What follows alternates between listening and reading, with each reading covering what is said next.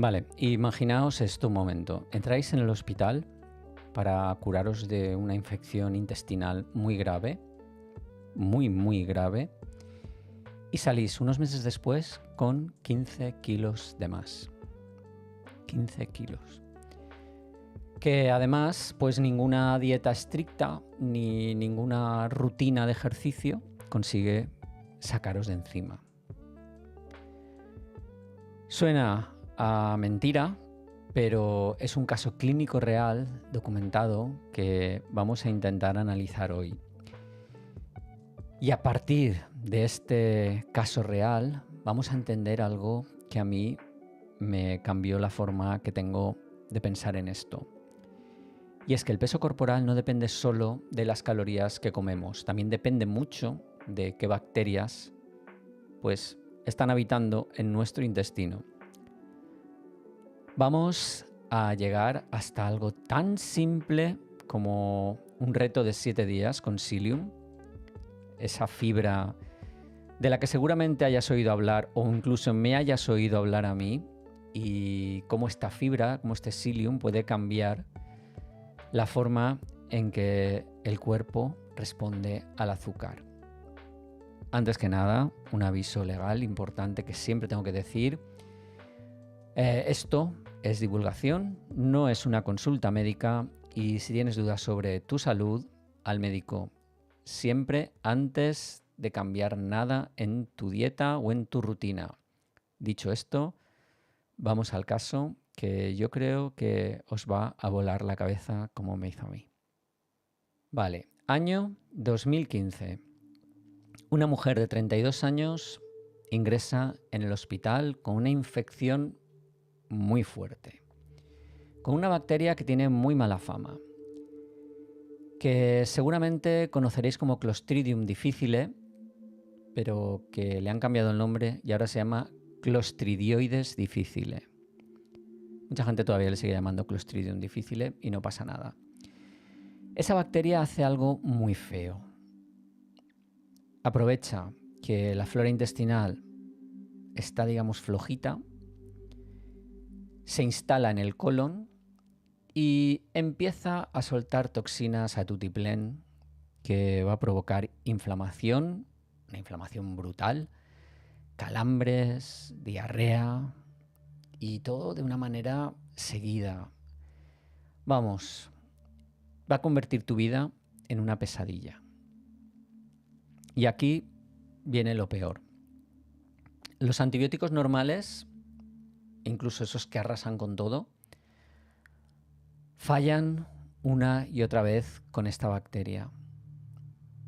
Y la calidad de vida de la paciente, en este caso, esta mujer, pues está sencillamente viéndose destrozada. Cuando la cosa llega a ese punto que ya no puedes hacer nada más, sobre todo con los antibióticos, pues la medicina tiene un as en la manga. Una medida radical pero muy efectiva. El trasplante fecal. Sí, suena fuerte, lo sé, pero es literalmente algo que te puede salvar la vida. ¿En qué consiste? Pues se procesan heces de un donante sano, se diluyen y se introducen en el colon de la paciente para repoblar todo ese ecosistema intestinal que los antibióticos han dejado hecho un Cristo. La idea es que las bacterias buenas del donante compitan con las malas, le quiten el sitio, la desplacen y le quiten su alimento. Y aquí está el detalle que yo creo que cambia nuestro punto de vista. En este caso se eligió como donante a su hija, que tenía en ese momento 16 años. Y en el momento del trasplante pesaba unos 63 kilos, con un índice de masa corporal de más de 26, de poquito más de 26. Vamos, un sobrepeso muy ligero. Quedaos con este dato que en un momento vais a ver por qué es importante. El trasplante al principio pues fue todo un éxito, maravilloso. La infección desapareció, además desapareció bastante rápido. La mujer recuperó su intestino de nuevo, volvió a controlarlo y volvió a tener una función intestinal normal. Pero aquí viene el giro inesperado, ese giro de guión. 16 meses después, vuelve a la consulta, pero no por la infección, sino por otra cosa distinta, que a los médicos los dejó un poquito preocupados. Y es que la paciente había ganado 15 kilos de forma totalmente involuntaria, de forma imparable. Su índice de masa corporal se había disparado hasta 33, entrando en la categoría de obesidad. Y lo que realmente llamó la atención de los médicos y los investigadores no fue solo el peso que había ganado, fue que no había manera de bajarlo. Le pusieron una dieta líquida a base de proteínas, supervisada por los médicos. Le hicieron un plan de ejercicio muy estricto y el peso no se movía. Nada. Ahora, aquí es donde yo, si me estuviera enterando de esta noticia, por primera vez, o estuviera teniendo conocimiento de esto por primera vez, pensaría, vamos a ver, vamos a ponernos en el lado escéptico. Esta mujer venía de estar muy enferma, muy malita, sin poder retener nutrientes bien durante meses. Entonces no es lógico pensar que pues al curarse de alguna manera su cuerpo simplemente había vuelto a absorber los nutrientes con normalidad, pues que había recuperado el apetito seguramente después de tantos meses de sufrimiento. Y aún hay más. En el informe los médicos mencionan que recibió al mismo tiempo un tratamiento para eliminar el Helicobacter pylori, otra bacteria que se encuentra en el estómago. Y eliminar esa bacteria suele hacer que el estómago recupere y vuelva a producir niveles normales de grelina, que es la hormona del apetito. También podría ser esto una explicación de por qué ganar peso de una forma mucho más rápida, sin necesidad, seguramente, de tener que culpar a esas bacterias que le habían trasplantado. Pues los investigadores también se hicieron esta pregunta y miraron esas variables con mucho detalle. Si el tratamiento de Helicobacter pylori había hecho su papel, es verdad. Eso era completamente inevitable, pero había un conjunto de datos que descartaba que esa fuese la única causa. Por un lado, las analíticas de hormonas tiroideas, de cortisol, pues salían completamente normales. Lo que descartaba pues que hubiese un problema endocrino que estuviera provocando esta ganancia de peso. Y por otro lado, esa, digamos, resistencia tan fuerte a la pérdida de peso, incluso con una dieta estricta, nos indicaba un cambio de cómo el cuerpo estaba extrayendo y almacenando la energía. No solo se trataba de cuánto comía. La prueba definitiva fue comprobar que la donante, durante ese mismo periodo de tiempo, esa hija de 16 años, había ganado también peso, hasta los 77 kilos. Así que la hipótesis con la que se quedaron los investigadores, y ojo, ellos mismos, digamos que tuvieron precaución en llamarla así, porque nunca llegaron a comparar directamente la microbiota de la madre y la de la hija para confirmarlo del todo, es que se transmitió literalmente un fenotipo de microbiota obesa. Es decir, las bacterias que viven en nuestro intestino podrían estar determinando de alguna manera cuántas calorías se extraen de un mismo plato de comida. Pensadlo así. Si dos personas comen exactamente la misma manzana, una persona con una microbiota orientada a la obesidad va a extraer hasta la última caloría disponible y se la va a almacenar. Otra persona, sin embargo, la va a procesar de otra forma. El trasplante no solo curó la infección, sino que trasplantó también un nuevo sistema operativo metabólico.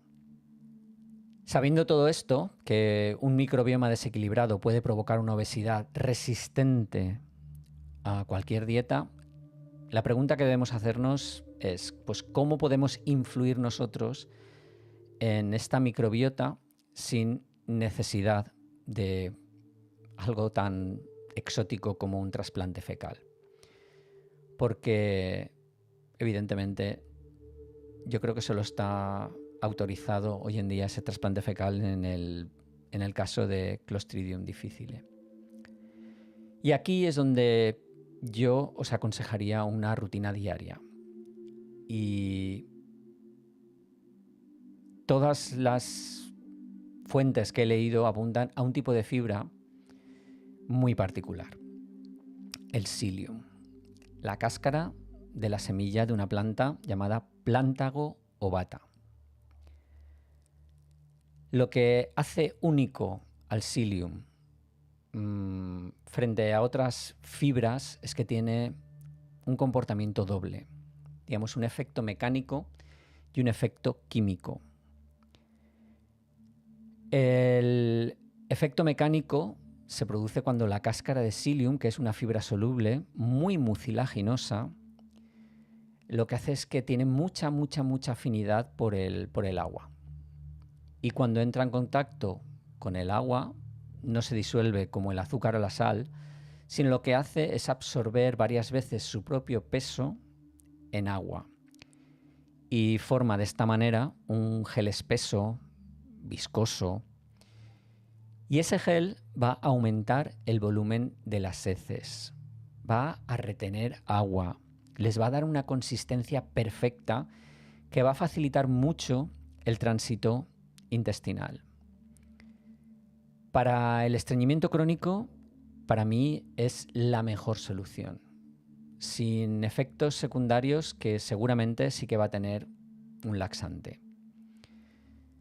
Pero lo interesante de verdad pasa a nivel de lo pequeñito, cuando ese gel llega al colon. Porque pasa por el estómago y el intestino delgado sin ser digerido ni absorbido, ni por nuestras enzimas, ni pasa a la sangre ni nada, simplemente pasa como fibra por todo el tracto digestivo y llega intacto al intestino grueso. Y ahí es donde se produce la magia y se convierte en alimento para nuestras bacterias beneficiosas. Estas bacterias, al fermentar esa fibra, producen ácidos grasos de cadena corta. El más conocido, que seguro que os suena, es el butirato. Y el butirato es muy importante, sin lugar a dudas, ya que es la fuente principal de energía para nuestras células del colon. Reduce la inflamación local y va a mandar señales al resto del cuerpo que van a afectar a todo el metabolismo. No se queda ni lejos solo en el intestino. De hecho, si tomamos psyllium de manera prolongada en el tiempo, se han visto que se produce una reducción del colesterol malo y menos ácidos biliares en sangre. Ahora, para que entendáis bien la diferencia con otras fibras. Mucha gente intenta añadir fibra con salvado de trigo, que es fibra insoluble. Y el salvado actúa un poco como un estropajo duro, digamos. Raspa las paredes del intestino, digamos que limpia a la fuerza, acelera el tránsito. Y eso a veces incluso puede llegar a irritar a algunos intestinos sensibles. El psyllium, sin embargo, pues actúa como una esponja suave, avanza lentamente, arrastrando los residuos con delicadeza, sin dañar la mucosa, y encima pues va soltando esos nutrientes prebióticos por el camino, a su paso por el intestino, para alimentar a las bacterias buenas. Digamos que con el psyllium tenemos el pack completo. Y hay un dato más, aunque hay que tener cuidadito con lo que decimos.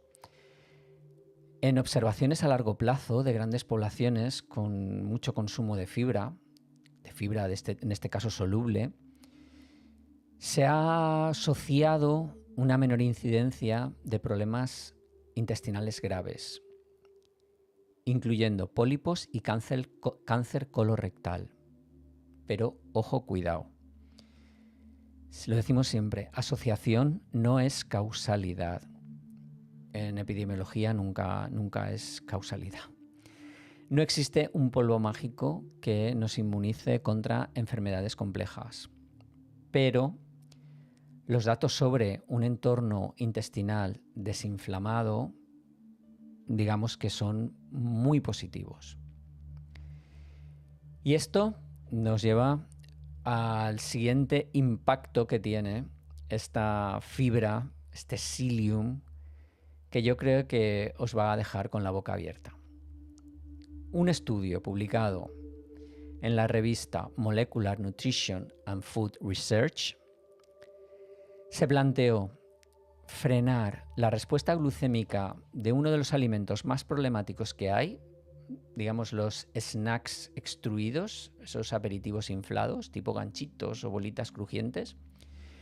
Y el proceso de extrusión a alta presión o alta temperatura básicamente lo que hace es predigerir el almidón del maíz o de la patata, lo cual digamos que le está haciendo una parte del trabajo al estómago. Así que cuando alguien come un puñado de esto, pues el cuerpo apenas tiene que esforzarse. El azúcar entra en la sangre casi al instante y se genera un pico de glucosa, digamos, bastante importante. El equipo de investigación lo que pensó es en modificar la receta de estos, digamos, snacks y le metieron fibra de psyllium por un lado y salvado de avena por otro para comparar. Los probaron primero en laboratorio y después en gente real no diabética. Y el resultado fue una diferencia abismal entre las dos fibras. El salvado de avena funcionó bien en el tubo de ensayo. En el laboratorio era una gran promesa. Pero cuando pasamos a humanos, fracasó a la hora de reducir el pico inicial del azúcar. Es verdad que alargó un poco la liberación de glucosa en el tiempo, pero poco más. El psyllium, sin embargo, redujo drásticamente la respuesta glucémica tanto en el laboratorio como en la sangre en los pacientes reales, lo que los investigadores consideraron un éxito rotundo. Y para que se entienda el mecanismo, os lo voy a explicar pues como un portero de discoteca exclusiva. Si te cenas un plato enorme de pasta blanca refinada sin fibra, es como si se abrieran de golpe todas las puertas. Todos los carbohidratos entran de golpe en el torrente sanguíneo a la vez, en avalancha. Eso es un pico de glucosa. El páncreas en ese momento entra en alerta, dispara la insulina para limpiar digamos, la pista de baile de un plumazo. Y 1 hora después, pues los niveles caen en picado. Y eso es lo que va a producir ese hambre repentina y atroz que a lo mejor yo creo que a algunos de vosotros os suena. El psyllium lo que hace es plantarse en la puerta como un portero serio, pone la cuerda de terciopelo y deja pasar los carbohidratos de 2 en 2, de forma ordenada. Y en vez de producirse subidón y bajón, tenéis un flujo de energía estable y sostenido. Y al mantener la glucosa plana, pues el cuerpo no sufre ese subidón de insulina y por tanto, pues no entra en pánico exigiendo más comida al ratito.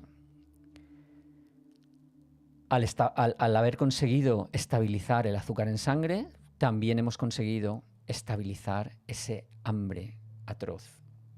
Vamos a lo práctico. Yo mismo llevo más de 20 años usando psyllium a diario y os propongo un protocolo concreto. El reto de 7 días. Y las instrucciones que os voy a dejar son bastante precisas, así que prestad atención. Primero, el producto.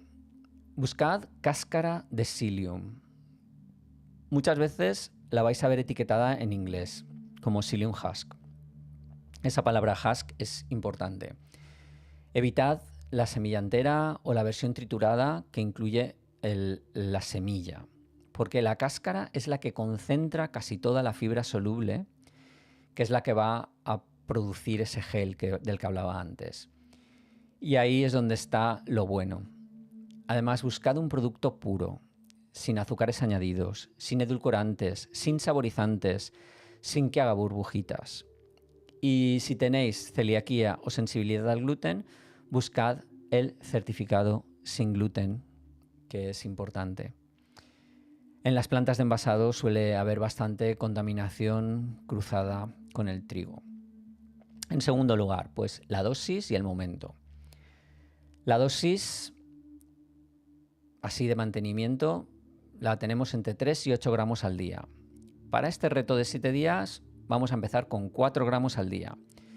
Visualmente una cucharadita pequeña rasa, unos 5 mililitros, ¿vale? Hay cucharaditas medidoras, yo tengo una que la utilizo para esto. ¿Cuándo vas a tomarlo? Pues justo antes de la cena. Y eso es importante porque vas a frenar la absorción de los carbohidratos de la última comida del día. Vas a mantener la insulina bajita durante toda la noche y eso va a facilitar un mejor descanso y despertarse con menos hambre. Y ahora la parte pues con advertencias serias, la preparación. Mezclar esa cucharadita en un vaso grande con unos 300 mililitros de agua, lo agitas bien y lo bebes rápido. Para mí en este caso la velocidad es bastante importante. Por la propia naturaleza de la cáscara de psyllium, en cuanto la mezclas con el agua, empieza a coger agua y a expandirse y en cuestión de segundos se forma un gel, digamos más o menos así medio espeso. Si os distraéis un ratito mirando el móvil, cuando volváis tendréis casi un bloque de gelatina densa. Poco apetecible desde mi punto de vista.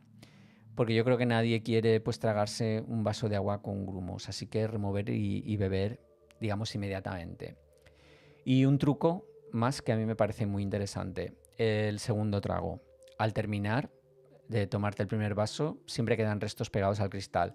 Le añadimos un par de deditos más de agua, lo removemos otra vez para rebañar esos restos y nos lo bebemos también. Así nos aseguramos que toda la fibra baje bien por el esófago hasta el estómago. Y esto va a enlazar directamente con la regla de seguridad más importante de todo el protocolo. Una hidratación continua. El psyllium actúa como un secuestrador de agua. Si entra en un sistema digestivo deshidratado, el gel se vuelve demasiado denso e incluso se puede volver rígido. Y en vez de facilitar el tránsito, puede provocar pesadez estomacal severa, gases e incluso agravar un estreñimiento crónico. Así que cuidado. Es como meter una esponja seca en una tubería sin agua. Provoca un atasco seguro. Así que beber abundante líquido a lo largo de todo el día no es en este caso una recomendación. Es un requisito indispensable. Y una última cosa.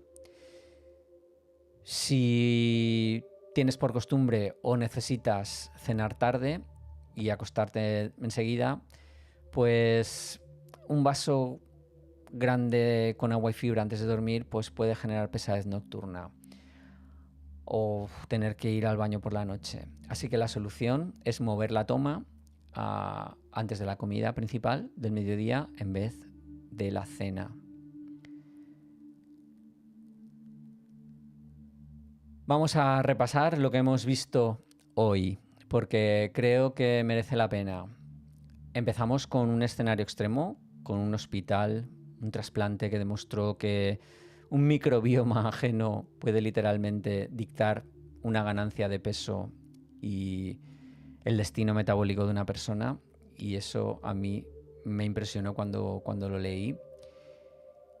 Pero a partir de esa certeza clínica tan radical, pues hemos visto que no dependemos de factores externos, que podemos modelar nuestro propio ecosistema interno cada día, con cada comida, usando herramientas tan sencillas como el psyllium para regular esa absorción de azúcares, saciar el apetito de forma natural y darle pues a las bacterias antiinflamatorias ese sustrato, que dirían los botánicos, para trabajar. Y os dejo con una última reflexión. Si la ciencia demuestra que un perfil metabólico completo puede transferirse, como ha sido en este caso, de una madre a una hija a través de las bacterias intestinales, vale la pena preguntarse qué pasa de forma natural pues en cualquier casa de cualquier familia. Las familias que conviven bajo el mismo techo, que comparten los mismos menús, cocinan con los mismos ingredientes, se sientan a la misma mesa cada día, realmente no comparten solo momentos. Comida tras comida están intercambiando y cultivando un microbioma familiar compartido. Un ecosistema bacteriano, digamos colectivo, que probablemente esté señalando el futuro metabólico de toda la familia al mismo tiempo. Quizás al final heredar la genética importe un poquito menos que heredar los microbios de la dieta familiar. Razón de peso, nunca mejor dicho, para vigilar de cerca qué tipo de fibra ponemos en los platos en nuestra casa. Si os ha interesado esto, pues contadme en comentarios si os animáis con el reto de los 7 días y qué tal os va. Y con esto vamos a cerrar el episodio de hoy. Si os ha servido, ya sabéis que dieta cuidada, movimiento diario, buen descanso, suplementos bien elegidos y mucha paciencia.